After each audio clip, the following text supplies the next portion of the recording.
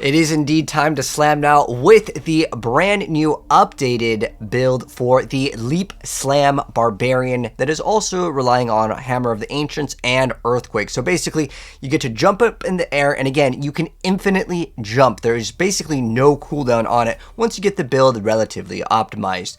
So for starters, I'm going to go ahead and mention that this is going to be one of the most fun builds, which is technically kind of something subjective, but I would say this is the most fun I've had in a while with Barbarian. Basically, you get to jump up in the air infinitely, slam down on them, making an earthquake, and then you get to pop the earthquake, and it's going to deal all of its damage in a short duration versus waiting for it to kind of be expired, so to speak, because how earthquake works is it does damage in some sort of a tick, but you can expend all of it instantly. So let's go ahead and go over the gear and what you're going to need to actually get this up and running. So for starters, you do not need to run Harlequin, and you do not need to have perfect rolls on all of these cooldown reduction things that I have set up in the planner, but realistically, it's a lot easier if you happen to have Harlequin. But if you really want to push this build to the max, you actually don't want this item because you're going to get enough cooldown reduction. It does require you to start masterworking a lot of your pieces or gear. You don't have to, again, triple crit these things, but it does require you to have a lot of cooldown reduction in total in your build in order for the Leap to basically be on infinite cooldown, or essentially no cooldown, right? So for starters, let's go over the skills and how we utilize them. So Leap, it's going to make earthquakes. This is an earthquake like Leap Slam Barbarian. The Leap gives you the earthquake. It will generate it. There's also other ways to make earthquakes, but for the most part, this is your main source. Then we use Hammer of the Ancients to pop the earthquakes. However, if you're doing open world content, or if your build is good enough, you could do about, I'd say about pit 80 to 100-ish without having to even pop your Hammer of the Ancients. You could literally just be a hopping bunny barbarian and just leap everywhere, and most of the stuff will actually die without even you requiring to pop it. But when you start going higher up in the pits, I'll go show you guys some like other gameplay. This is a pit over here, but you do want to group up everything, and then you're going to be doing these giant slams, and you can see everything just kind of melts. So again, you still will be able to leap wherever you want to for the most part, and again, you get those giant explosions. However, if you want this to be even faster, you genuinely don't even have to use Hammer of the Ancients, which is awesome. But we just use this to pop the earthquakes that then get generated with our leaps. And then we run Wrath of the Berserker. Wrath of the Berserker will give us basically more damage. And then we have Challenging Shout for more survivability, as well as Rallying Cry just for extra movement speed. But this could honestly be dropped for Iron Skin or whatever other skill that you prefer to run.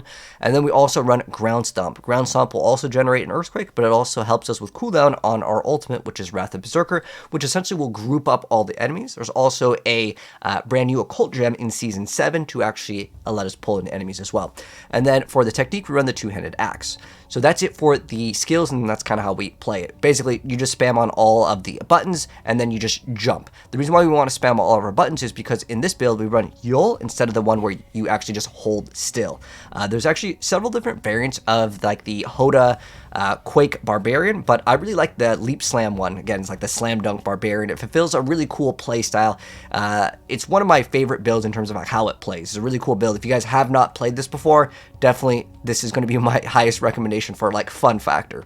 But if you do want the highest pit pushing build, you're more likely going to have to hold still and do bashes, and it's a little bit more clunky, but it's still running the same gear. So if you want like the best of the best build, I did drop a video going over the best build. It's very, very similar. All your gear pieces are the same, but this one is way more fun. And most people don't really care about, I gotta do a pit 150. They just care about, you know, kind of having fun. And you could still push with this build, but it's not going to be a 150, I would say, when you're doing the leap, because you sacrifice a slot on one of your aspects.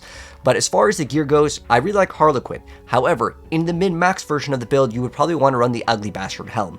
That helm will give you way more damage, but it doesn't give you cooldown reduction or survivability. If you're just doing open world content, Harlequin will by a long shot be your best bet. But once you get your cooldown reduction high enough, the Ugly Bastard Helmet is way better than Harlequin because it's a big damage multiplier.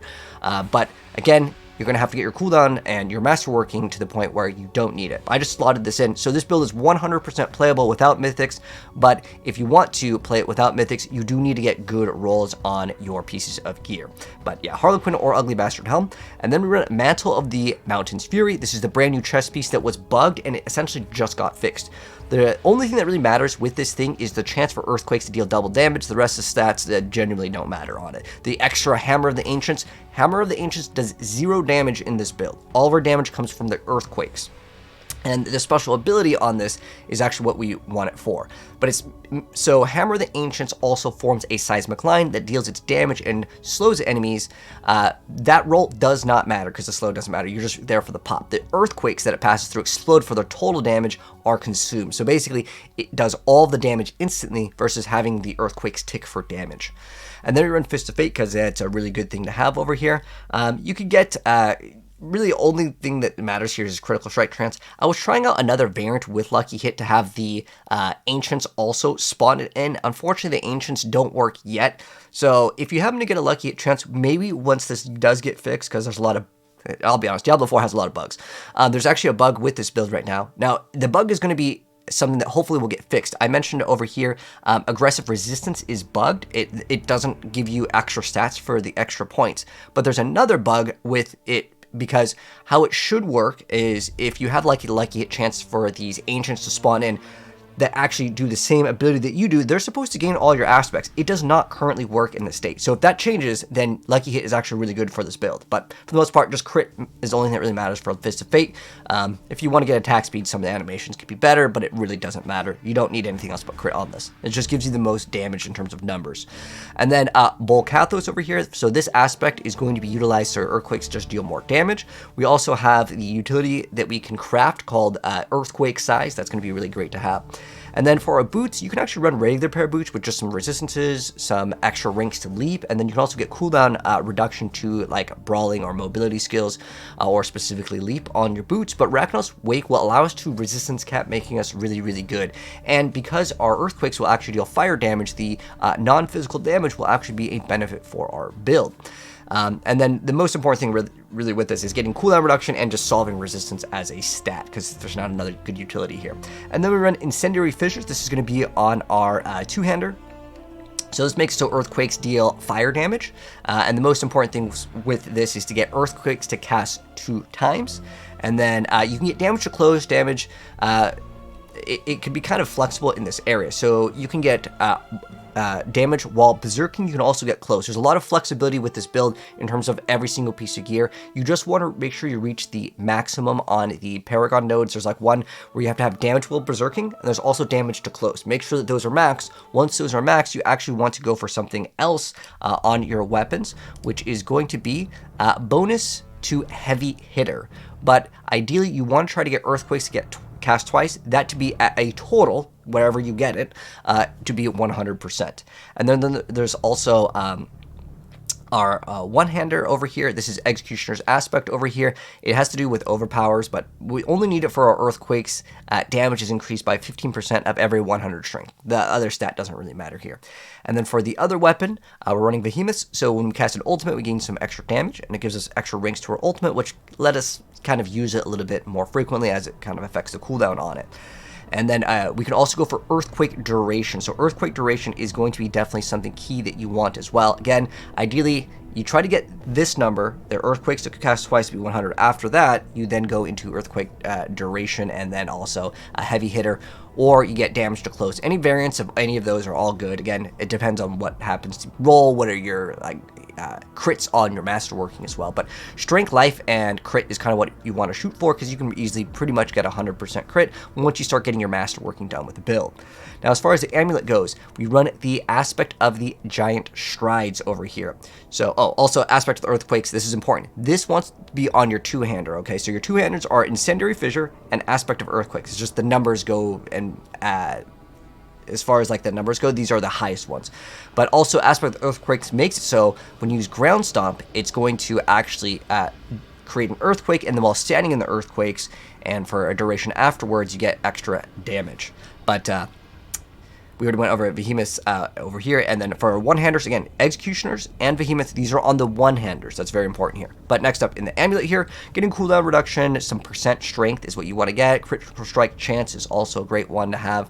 And then you can get Brawling cooldown reduction and Leap cooldown reduction. You can also get Wrath of Berserker cooldown reduction. Just kind of depends on your rolls everywhere else. But the most important thing is, if you want to infinitely slam, you want to make sure that your leap is there first. You can solve the other stat later if you want like 100% uptime on Wrath of the Berserker. And then we also run Bold Chieftain, so whenever we cast a shout skill, it's going to make it so the cooldown is reduced. Now, that actually will generate more earthquakes because we run Yugioh. So whenever we cast a skill with a cooldown, that is going to generate our tech. So that's how we get our earthquakes. So this actually gives us more damage, and it makes our shouts to be up more often.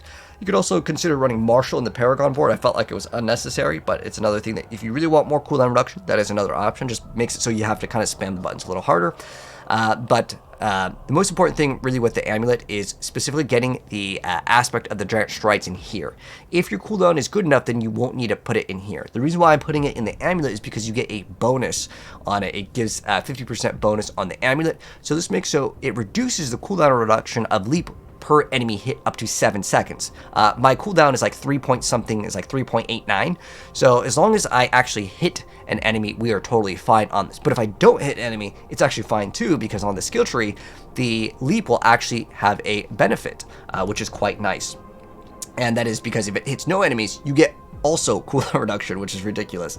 But anyways, yeah, Bold Chieftains over here just helps out with cooldown reduction. But Strength, Crit Strike Chance, Max Life, those are all kind of like the normal things. Then damage to while berserking or close, getting Brawling cooldown reduction is going to be key here. If you get all the perfect crits here, again, you don't have to get them all. I don't have anything triple masterwork. I just put it in here because it's kind of the one that you want to try to prioritize. Once you max that out, swap off the Harlequin and then run the Ugly Bastard Helm. Next up for the other rings is basically the same exact thing. Damage to close or berserking, and then critical strike chance, maximum life, strength. Those are all great stats to go ahead and get in your other ring. And then we run Aspect of Elements because it's the only one that kind of works. You can also run Ring of the Starless Skies in here, but it just makes so you got to maintain that like extra bonus. It is technically the highest damage, but again, it makes it so you have to make sure that you activate Hammer of the Ancients and you try not to drop that buff. It's totally fine though. If you want to go for push, I would recommend Starless Skies, but if you just want to kind of speedrun content, which is kind of what the build is designed to do, it's not actually required at all. Anyways, for the runes, we're going to run Yugioh, Tech, Igni, and Ohm. You can swap out Ohm for Vex if you really need the extra cooldown reduction or ranks to skills, because that will kind of help out. And then for the Witchcraft powers, we run Growth and Decay. It heals us, but it also just is another Growth and Decay, so it activates our Friend of the Bog. So run the Cycle, run Hex Specialization over here, just more crit, or Siphoning, and then over here, this one makes it so we get to deal some damage. It also counts as another Growth and Decay. And then we have Soul Harvest over here. This gives us extra main stat. Then Shaken Soul over here makes it so the Eldritch effects that can apply vulnerability, which is great, so it's just free vulnerability, and then our aura size gets increased over here. This one, technically, you can drop it. I think in the gameplay over here, I was kind of trying out other things. This one, you can drop it, but then you do want to try to make sure that you fit into 3 Growth and Decay when you can fit in Friend of the Bog. I'm still in my process of crafting all of these. These take so many gem like fragments, yeah, you definitely want to get 3 Growth and Decay to get the bonus, but once that bonus is there, or if it's something that you're still working on, you can swap out this one for something else. As far as the gems go and our weapons, we want to put in emeralds. For our armor pieces, we want to throw in rubies, and then Front of the Bog, Moonlight Ward are pretty much on every single build right now in the game. And then if you want to run like Hungering Void, that's okay. It's not something that's like super important, but if you want to run those occult gems, that's totally fine. You can totally play this build, by the way, without the season like power if you want to. These just add extra abilities in terms of like just stats. It's more crit pretty much is what it comes down to. It also applies vulnerability, so if you don't happen to have a source of vulnerability, well, this is kind of your main source over here.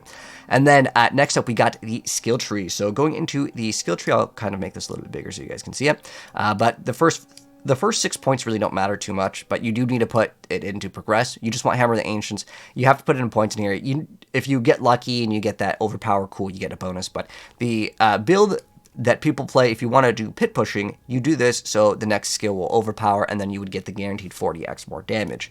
But I feel like it was a little bit clunky. I didn't personally like it. I will be dropping another variant of this build, which will be better for pit pushing, which will do it, so it's like the same thing as far as it goes. And then on Rallying Cry, getting us extra fortification, and then we get the Challenging Shout over here.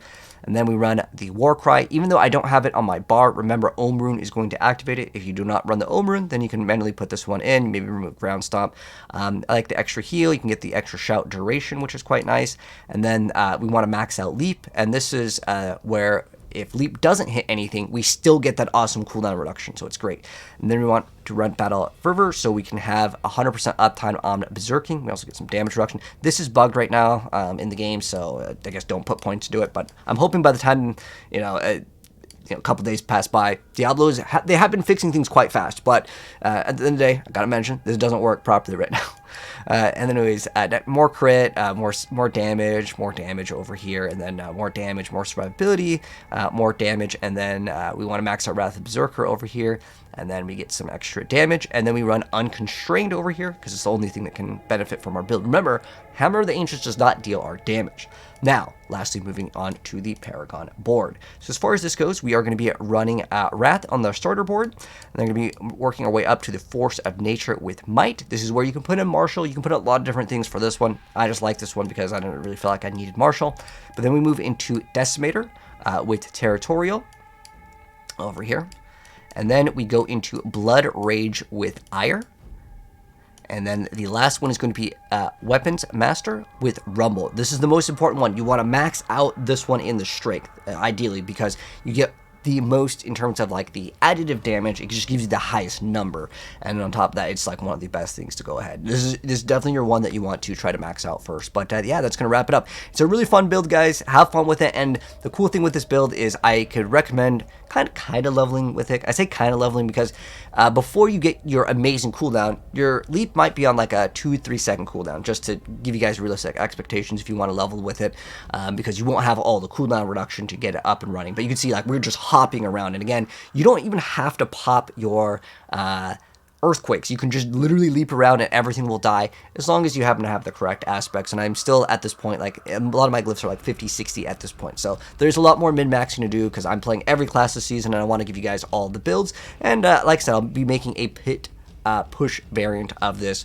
as well as giving you guys the video recently that went over all the best builds. It's pretty much identical to it. The only thing is you swap out, instead of like the leap aspect, you swap it to something else. But it will be a really good transition for you guys to go into like the highest pit pushing build if you want to go ahead and engage with that. But anyways, that's going to go ahead and wrap up the video. If you guys enjoyed it, drop a like on it. If you're new here, subscribe, turn that bell if you guys want to see more builds in the future, and I'll catch you guys in the next one. Everything will be pinned down below, or if you're watching this on TikTok, it will be in the bio. Peace out. Have some fun with the build, guys.